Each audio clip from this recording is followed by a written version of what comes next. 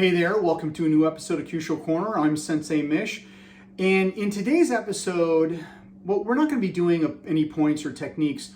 We're going to learn and study a kata. But it's not any kata. This is a special kata, mainly because most of you out there have probably never seen it. And if you have, you are of Star Trek fandom, more specifically, Next Generation Star Trek fandom. The kata I'm talking about is the Klingon Mok'bara.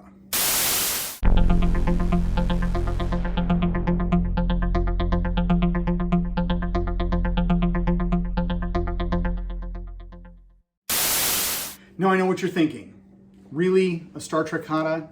Yes, that's exactly what I'm thinking. And I mean a Star Trek kata. Because for those of you who don't know, I am a huge Star Trek fan. And being a martial artist, I figured I'd blend the two.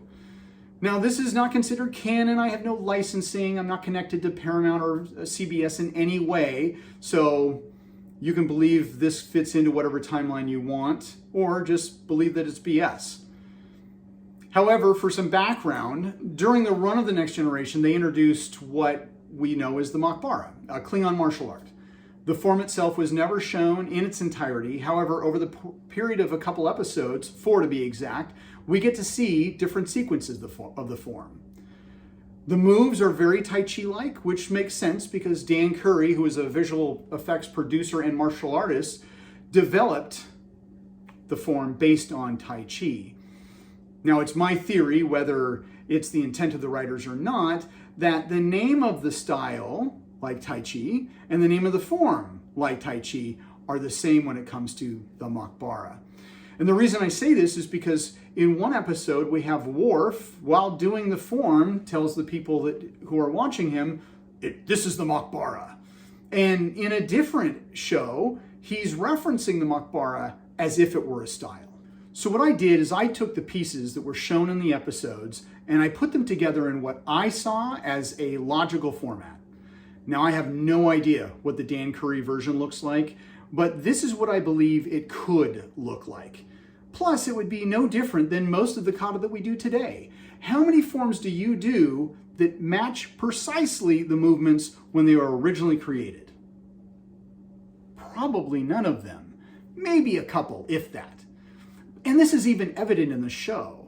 In one episode, it shows Worf doing a sequence of moves, and later in a later episode, it shows Troy and Crusher doing what appears to be the same sequence, but one of the movements, their arms are a little bit higher, significantly higher, than when Worf was doing it. So this is my version. I present it at normal speed and in slow motion so you can learn it at home. Please enjoy. Kata Makbara.